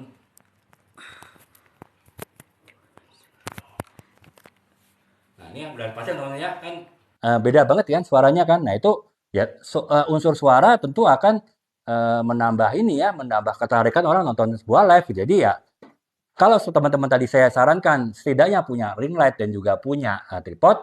Kalau teman-teman nanti ada anggaran lebih, bisa membeli mikrofon ya, yang wireless, karena ya itu tadi kan suaranya beda sekali gitu. Dan ini saya di ruangan teman-teman ya, saya live di ruangan, di rumah malam hari, dan rumah saya di dalam suatu kompleks ya, jadi cukup tenang. Nah seandainya teman-teman live di ataupun membuat konten di keramaian, di pinggir jalan misalnya, ini ya tentu masalah kan. Biasanya ya handphone kita mikrofonnya tidak bisa memfilter, yang masuk itu ya suara keributan jalan dan suara kita masuk ke mikrofon, sehingga suara kita tidak bisa jelas gitu. Nah keuntungan kita menggunakan ini mikrofon ini ya adalah ya ada fungsi noise reduction, artinya bisa mengurangi unsur unsur suara ya keributan suara di luar kita gitu ya. Jadi teman-teman saya sih agak sulit mencontohkannya karena saya tenang ya. Mungkin saya coba sedikit buat keributannya dengan pukul-pukul meja. Nanti saya coba matikan nih ininya. Saya coba matikan fungsi noise reduction ya, pengurang gangguan suara ya. Jadi saya coba matikan. Nah, ini ya teman-teman, ini saya dalam kondisi mukul meja ya. Mungkin teman-teman bisa mendengarnya tapi sedikit ya, nggak terlalu besar gitu. Nah, saya coba matikan untuk ini noise reduction-nya ya. Saya coba matikan. Nah, ini sekarang mati nih. Jadi tidak memakai fungsi peredam kebisingan ya. Nah, itu teman-teman lebih terdengar kan? Karena walaupun pakai mikrofon yang lebih baik daripada mikrofonnya handphone, tapi ya tidak bisa meredam suara bising ya karena memang saya matikan fungsi peredam suara bisingnya. Nah, sekarang saya coba hidupkan lagi peredam suara bisingnya. Nah, beda kan teman-teman ya? Saya tetap pukul dengan intensitas yang sama, dengan kecepatan yang sama, tapi ya nyaris nggak terdengar kan keributan ini. Ini teman-teman bayangin ya kalau keributan di jalan, mobil-mobil lewat, tentu bisa lebih diredam gitu. Nah, selain itu ya mikrofon ini juga ada, kalau teman-teman suka menggunakan suara echo, suara yang bergema, ya itu bisa dipergunakan. Kalau saya sih lebih nggak gitu seneng ya, tapi itu kan selera teman-teman. Teman-teman juga bisa menggunakannya nih. Misalnya teman-teman suka suara echo yang bergema nih. Nah, ini sudah saya pasang teman-teman ya. Jadi teman-teman bisa dengarkan suaranya ya bergema lah seperti di sebuah gedung pertunjukan, di sebuah gedung dengan akustik yang bagus. Nah, itu ada gemanya ya. Nah, itu fungsi tambahan dari mikrofon sih. Nah, ini saya coba matikan teman-teman ya, karena saya mungkin lebih jelas kalau saya matikan. Nah, ini teman-teman. Jadi itu sih teman-teman saran teman-teman untuk mempunyai sebuah mikrofon ya setelah teman-teman punya ya lampu ring light dan juga punya ini gitu, punya tripod ya. Untuk harganya sih ya yang saya pakai ini TNW N8 dan 9 teman-teman, harganya sekitar 300-an ya. 326 harga standarnya, tapi sekarang sepertinya lagi promo sih sampai 270-an kalau nggak salah ya. Karena promo 99. Jadi teman-teman kalau memang masih masuk ke budget teman-teman, belinya sekarang bisa sih teman-teman karena masih promo ya. Tapi kalau teman-teman anggap bahwa ini ya terlalu mahal lah gitu, tapi teman-teman tetap ingin sebuah mikrofon wireless yang juga suaranya cukup bagus dan juga ada fungsi noise reduction walaupun tidak sebagus fungsi yang tipe ini dan juga ada fungsi echo ya teman-teman bisa tipe yang lebih murah dari TNW ya. Ini yang ini 179 teman-teman, harganya hampir setengahnya nih. TNW yang Y8. Nah, kalau saya kan ini N8, ini Y8. Jadi ya mungkin ya pasti ada harga ada rupa ya teman-teman ya, tapi tetap kualitasnya sih kualitas TNW ya. Jadi tetap kualitas suaranya tetap cukup bagus, kemudian cukup jelas didengar ya, dan juga bisa meredam kebisingan juga sehingga ya teman-teman juga lebih ini gitu, artinya lebih pede ya buat konten dan saat live karena ya suara teman-teman akan terdengar jelas oleh para penonton gitu. Itu sih teman-teman, itu dua alat sih teman-teman yang menurut saya kalau bisa teman-teman punya ya, walaupun jadi tadi kalau mikrofon tidak harus N8, yang Y8 pun ya harganya mungkin sekitar hampir setengahnya ini ya, ataupun 60%-nya lah dari harga yang N8 itu sudah memadai juga gitu. Nah, itu sih teman-teman. Nah, tapi kalau teman-teman ingin ada misalnya teman-teman masih belajar live ya, teman-teman mungkin masih banyak ininya gitu, banyak diemnya atau banyak nggak bergeraknya gitu, banyak bingung apa katakan apa sehingga banyak yang ngomong, itu kan resiko teman-teman ya. Resiko pelanggaran kan kalau kita diam dalam waktu yang lama, tidak ada suara, tidak ada gerakan gitu. Nah, ketika jarak waktunya kan nggak terlalu lama sih, mungkin nggak nyampe 1 menit, ada kita seperti itu bisa kena teguran gitu ya. Makanya kalau kita menghindari teguran sambil kita berpikir misalnya kita lagi bingung mau ngomong apa ya kita bisa dibantu gerakan nih. Gerakan bisa dibantu oleh lampu ya. Ini kan lampunya bergerak-gerak nih. Jadi ya seolah-olah ya ada gerakan di layar handphone, di layar handphone kita ya, sehingga membantu tuh seolah-olah ada gerakan ya. Sehingga ketika kita masih bingung, ini dibantu gerakan ini, kemudian baru kita setelah kita nggak bingung kita bisa ngomong lagi gitu. Dan mungkin kita bisa lebih terhindar dari kemungkinan ditegur. Yang kedua adalah kita bisa menggunakan meja putar teman-teman ya. Jadi saya spill dulu yang ini yang lampu RGB ya, LED RGB. Ini fungsinya itu tadi teman-teman, selain menambah estetika dari live teman-teman, juga bisa risiko terkena pelanggaran bisa lebih diminimalisir lah ya, diperkecil karena ada unsur gerakan lampu gitu. Nah, kemudian yang berikutnya adalah ini gerakan dari teman-teman yang meja putar ya. Ini sekarang ini nggak terlalu mahal sih teman, sekitar 35 atau sampai 50.000 lah paling mahal ya. Jadi ya mungkin ini bisa tahapan berikutnya sih teman-teman, setelah teman-teman punya tripod, punya ring light, teman-teman punya mikrofon, mungkin berikutnya apalagi misalnya live-nya sudah menghasilkan ataupun juga affiliate teman-teman sudah menghasilkan, bisa ditambah nih lampu RGB ya. Dan kalau teman-teman yang teman-teman spill produknya ada barang-barang kecil, ya misalnya kalau paling besar buku lah ya, buku ini bisa ya di meja putar ini, ataupun misalnya gadget ya, handphone ataupun kamera, atau juga aksesoris handphone, atau mungkin juga kosmetik ya, skincare ya teman-teman, bisa menggunakan ini meja putar ini gitu. Selain menambah ini produk kita lebih ke highlight ya, misalnya ini beda ya kalau saya taruh buku ini di meja sini kan teman-teman mungkin nggak akan lihat kan, tapi kalau saya lihat taruh di meja display putar ini kan teman-teman bisa lebih lebih fokus kan melihatnya. Nah sama kalau produk teman-teman yang teman-teman lagi spill tuh juga lebih terlihat gitu. Itu fungsi pertama ya. Fungsi kedua ya, dengan kita punya display putar ini ya itu tadi, itu lebih menghindari kemungkinan kita kena pelanggaran ya, karena itu tadi ada gerakan kan teman-teman. Kalau ini gerakan cahaya ya, kalau ini gerakannya sebenarnya ke gerakan fisik gitu. Jadi ketika kita mungkin berapa puluh detik kita diam, berapa puluh detik kita tidak berbicara ataupun tidak bergerak, itu masih bisa dibantu nih. Nah, tapi memang kita harus segera membuat gerakan dan juga membuat pembicaraan ya. Setelah itu kan sampai 1 menit kemudian misalnya ya kita baru bicara lagi. Tapi kalau misalnya kita tidak ada alat bantu ini, mungkin risiko ketegur itu lebih besar daripada kalau kita masih bingung dan kemudian kita akhirnya nggak bingung lagi, dibantu oleh dua alat ini sih. Jadi ya itu sih teman-temannya. Kalau khusus untuk yang ini, yang meja putar ini, terus terang sekarang saya lihat stoknya lagi kosong sih teman-teman. Saya ada punya empat etalase ya di ini etalase saya. Yang 3 tuh kosong tokonya, udah 22 minggu lebih. Saya pikir berarti kosong di importirnya gitu, bukan hanya sekedar kosong di toko. Dan toko yang keempat yang saya spill di ini, di etalase ini juga, itu adalah stoknya juga tinggal nggak nyampe 10 sih. Saya feeling saya akan habis gitu. Kenapa nggak ekspedisi? Ya saya curiga bahwa kemungkinan ada dua sih. Saya kan juga di perusahaan elektronik kan teman-temannya kerja ya.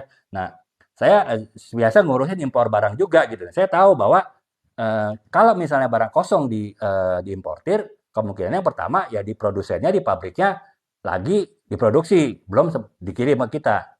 Yang kedua adalah barang itu sebetulnya sudah masuk ke pelabuhan, tapi ada hambatan untuk keluar gitu kan. Macam-macam lah teman-teman hambatannya, mungkin saya nggak bisa jelaskan di dalam forum live ini, tapi hambatan itu bisa membuat sebuah produk yang harusnya sudah keluar, sudah rilis, bisa keluar sebulan, 2 bulan kemudian terketahan di pelabuhan. Nah, feeling saya mungkin kemungkinan yang kedua ini teman-teman. Sehingga kalaupun itu benar seperti itu, kalau ternyata nanti teman-teman mau beli, tapi teman-teman tunggu nih yang harganya lebih murah, tapi barangnya keburu habis, ya teman-teman bisa nunggu sebulan 2 bulan lagi baru bisa beli produk tersebut gitu. Nah, yang saya punya 3 toko yang kosong itu harganya murah teman-teman, cukup murah, 70 sampai 80.000 ya. Bahkan saya dulu beli ini 60-an ribu lagi promo gitu. Nah, sekarang yang keempat, toko keempat yang saya masih ada etalasenya itu punya barang mungkin sekitar 10 ya sekarang, atau bahkan kurang. Itu harganya udah 98.000 gitu. Toko yang lain di atas 100.000 teman-teman. Makanya kalau teman-teman memang tertarik beli dan memang ingin beli, ya mumpung harganya yang masih ada stoknya, masih harga di bawah 100.000, teman-teman bisa langsung beli ya. Ya di mana sih bisa sih, kalau di Craft ini juga mungkin bisa ya, mumpung masih ada stoknya, atau mungkin teman-teman bisa juga cari yang lain gitu. Tapi bagusnya di Live ini karena udah pasti ya ada barang dengan harga di bawah 100.000. Yang lainnya sih 100.000 di atas teman-teman. 110, 120. Ya khawatirnya kalau 90.000 habis ya pasti ya ntar yang dijual ya 110, 120 ya, mau nggak mau kan teman-teman beli di situ gitu. Jadi itu sih teman-temannya kurang lebih ini apa namanya, gambaran aja alat-alat apa yang teman-teman mungkin perlu ya kalau teman-teman baru mau mulai live ya, ataupun ya sekarang mungkin sudah mulai buat konten tapi belum dengan peralatan mendukung ya, terutama peralatan ring light dan tripod. Itu paling penting sih teman-teman buat konten, teman-teman buat live itu harus punya gitu, karena akan menghasilkan gambar yang bagus. Dan kalau memungkinkan bisa beli mic. Itu dua itu sih yang teman-teman harus punya dulu. Kalau lampu sama meja putar tergantung barang teman-teman yang mau teman-teman live itu apa ya. Kalau barangnya besar-besar ya mungkin alat-alat otomotif ya mungkin nggak bisa ya pakai ini ya. Tapi kalau barang-barang kecil sih teman-teman, saran saya nah, kalau emang sudah ada dananya bisa beli ini. Ya mumpung barangnya masih ada ya stoknya ya. Khawatirnya itu tadi saya bilang ketahan di pelabuhan lama dan di toko-toko kosong ya teman-teman harus nunggu lama juga gitu untuk dapat beli produk tersebut gitu. Nah, kurang lebih itu sih teman-teman ya, sedikit ini spill produk ya, ini sekedar ya memang ya itu keharusan ya. Jadi kita live itu kan teman-teman tahu ya, teman-teman yang baru belajar live juga tahu. Kalaupun temanya edukasi dan kalau ada keranjang kuningnya ya harus di-spill tetap kan. Ya saya memang berusaha minimal spill buku-buku lah. Jadi setidaknya syarat spill itu terpenuhi gitu. Tapi kalau bisa spill barang affiliate lebih bagus ya, artinya bisa lebih memenuhi syarat gitu. Karena ya itu kan tugas misinya dari TikTok tuh harus begitu gitu. Jadi ya apa namanya, kalau memang ada keranjang kuningnya dan TikTok biasanya lebih senang kalau live itu ada keranjang kuning ya teman-teman ya. Tapi ya itu tadi ya kita harus bisa berbagi nih antara edukasi dengan keranjang kuning dan saya terus terang agak keteteran nih makanya tadi Pak Gumiwang sempat nanya nih kok apa ngebut aja neranginya walaupun ya Pak Gumiwang mengatakan tadi wah Bapak nggak ngelihat ini ya chat ya saya selalu lihat chat sih teman-teman walaupun mungkin agak terlambat ya kalau sering terus semangat jelasin ya tapi ya itu tadi karena saya sering ngebut ngejar materi ya, jadi cukup materinya walaupun cuma 2 lembar tapi bisa dibawakan 1,5 jam ternyata. Karena harus dijelaskan detail ya teman-teman biar teman-teman bisa paham ya. Itu ya cukup ini sih akhirnya saya fokusnya lebih mengejar materi ya. Jadi spill-spill di luar spill buku terpaksa sering saya lupakan gitu. Nah, ya sekarang mumpung saya masih sempat ya saya spill buku apa spill produk ya teman-teman ya. Kalau spill buku sih saya usahakan selalu karena ya saya sambil menjelaskan materi saya bisa sambil hubungkan dengan buku-buku novel dan juga buku branding marketing saya gitu. Nah kurang lebih itu sih teman-teman ya sedikit dari saya juga 1,5 jam ya beserta spill produknya. Semoga teman-teman bisa mendapatkan manfaatnya dan juga teman-teman bisa apa namanya mendapatkan manfaat dan juga ya nanti mungkin teman-teman ya walaupun teman-teman baru belajar menulis ya ini pengetahuan awalnya teman-teman bisa penyemangat teman-teman lah siapa tahu nanti teman-teman nulis novel walaupun belum terkenal tapi diangkat jadi film bisa kan nah itu kan setidaknya itulah menambah motivasi teman-teman dalam menulis gitu. Nah, kurang selamat bergabung Kak Jessica Lim ya. Kita baru selesai nih Kak bahas mengenai bagaimana mengangkat sebuah novel menjadi sebuah skenario film sih. Tadi cukup panjang ya 1,5 jam dan sudah selesai dan kita sudah hampir selesai sih Kak. Ya mungkin Kakak nanti saya akan coba Pak ya hasil live ini saya potong-potong. Saya buat bagian-bagian VT berapa mungkin satu VT 45 menit ya. Mungkin teman-teman Kak Jessica Lim kalau belum follow akun saya bisa follow akun saya sehingga nanti video-video potongan saya dari live ini bisa masuk ke beranda kakak juga gitu ya. Jadi kakak bisa lihat nih pembahasan mengenai membuat skenario film dari sebuah novel. Kalau misalnya kakak tertarik dengan materi ini sih kak, karena memang kita sekarang sudah hampir selesai nih ya, sudah hampir menjelang jam 12 gitu. Nah, kurang lebih itu sih ya teman-teman. Semoga bermanfaat ya.